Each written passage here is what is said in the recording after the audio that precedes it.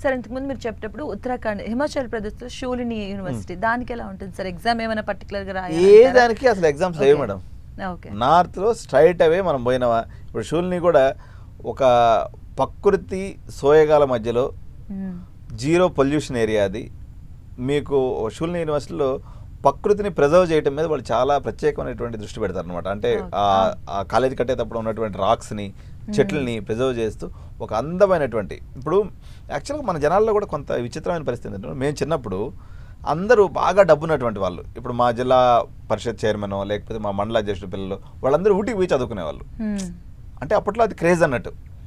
కానీ ఇప్పుడు కూడా డెహ్రాడూన్ అనే ప్రాంతంలో చాలా పెద్ద ఎత్తున మోడీ గవర్నమెంట్ చేసి ప్రవేశపెట్టిన తర్వాత దగ్గర 100 యూనివర్సిటీస్ ఉన్నాయి మేడం. కానీ ఎక్కువగా దాని గురించి ఎవరికి తెలియదు. డెహ్రాడూన్లో తీసుకున్నప్పుడు టాప్ 3 యూనివర్సిటీస్ కొన్ని ఉన్నప్పటికీ, యూపీఎస్ లైక్ ఇది గ్రాఫికల్ ఇటువంటి ఉన్నప్పటికీ అన్ని యూనివర్సిటీస్ ఇన్ఫ్రాస్ట్రక్చర్ ఇక్కడ మన దగ్గర టాప్ కాలేజెస్ కన్నా ఒక 5 times బెటర్గా ఉంటాయి. ఎందుకంటే నార్త్లో ఉన్నటువంటి పిల్లలు ఇప్పుడు ఢిల్లీలో ఉన్నటువంటి ఢిల్లీలో చదవరు మేడం. ఢిల్లీ సిటీ వాళ్ళకి ఏంటంటే ఆ హస్బెండ్ అంతా కానీ చిన్నప్పటి నుంచి విని ఇసుకు పుట్టేసేసి వాళ్ళందరూ 1 night journey, Delhi to Dehradun 1 night journey అనమాట. అంటే నైట్ మనం 9 గంటలకు ఎక్కితే పొద్దున్న 5 గంటలు 6 గంటలు దిగేస్తారు. ఇప్పుడు మనకి కడప, కర్నూలు, అనంతపురం, చిత్తూరు ఇక్కడ నుంచి వచ్చి మనకి హైదరాబాద్లో చదువుకుంటారు. వాళ్ళందరూ ఢిల్లీలో పోయి కొద్దిసేపు, అంటే ఇప్పుడు దాకా మనం పేరెంట్స్తో ఉండాల్సి వచ్చింది. మనం ఈ యొక్క కృత్రిమ అంటే ఆర్టిఫిషియల్ ఎన్విరాన్మెంట్లో ఉన్నాం, కొంచెం ప్రకృతిని ఎంజాయ్ చేద్దాం అనుకునేటువంటి పిల్లలందరూ డెహ్రాడూన్కి పైన ఉండడం అనేది ఇది ఢిల్లీ వాసుల్లో ఉంది. మన తెలుగు పిల్లలు కూడా చాలా యూనివర్సిటీస్ చదువుతున్నారు. మొత్తం మీద ఏ నార్త్ యూనివర్సిటీ అంటే మీకు ఢిల్లీలో ఉండటం వల్ల బెనిఫిట్ ఏంటంటే లాంగ్వేజ్ స్కిల్స్, ప్రకృతిని ఆరాధించేటువంటి ప్రకృతి ప్రేమికులు ఎవరైతే ఉన్నారో, ప్లస్ ఆహ్లాదకరమైనటువంటి గాలి, మంచి స్వచ్ఛమైనటువంటి ప్రకృతి వడిలో చదవాలనుకున్నటువంటి పిల్లలకి డెఫినెట్గా Shoolini is also one of the best option.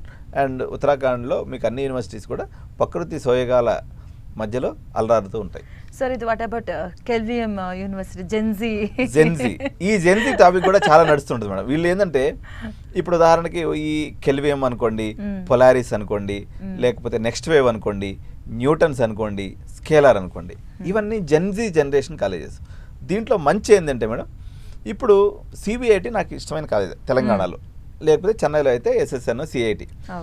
వీటిల్లో వీళ్ళకి కొంతమందికి సమాధానం చెప్పాలి మేడం వీళ్ళు, ఎందుకంటే వీళ్ళు వ్యవస్థలో ఉన్నారు. అంటే సిలబస్ అనేది మనిషి యొక్క ఇంజనీరింగ్ విద్యలో విత్తనం లాంటిది మేడం. సరైనటువంటి సిలబస్ పెట్టడంలోనే 80% ఫెయిల్యూర్ని ఎదుర్కొంటున్నాయి తెలంగాణ రాష్ట్రంలో ఉన్నటువంటి ఇంజనీరింగ్ కాలేజెస్.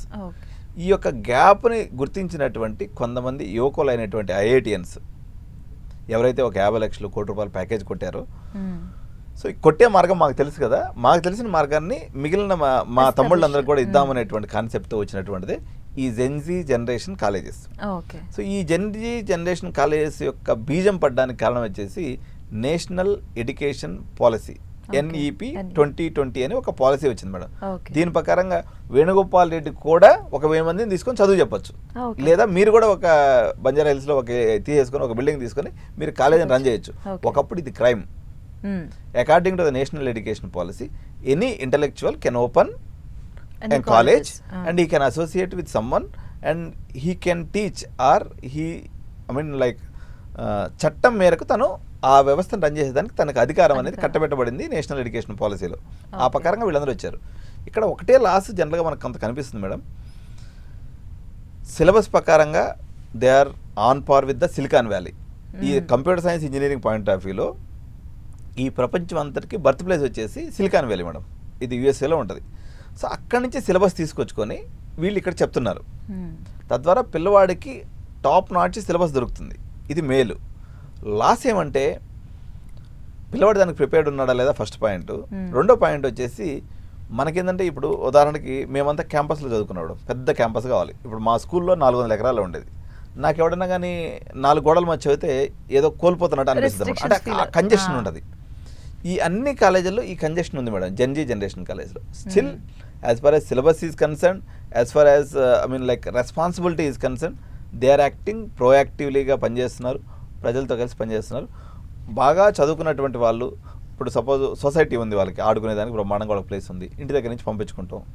అటువంటి పిల్లలకు వచ్చేసి ఇది బాగానే ఉంటుంది. క్యాంపస్ లైఫ్ మిస్ అవ్వడం అనేది వదిలిపెట్టేస్తే Gen Z generation colleges almost they are also extremely doing well.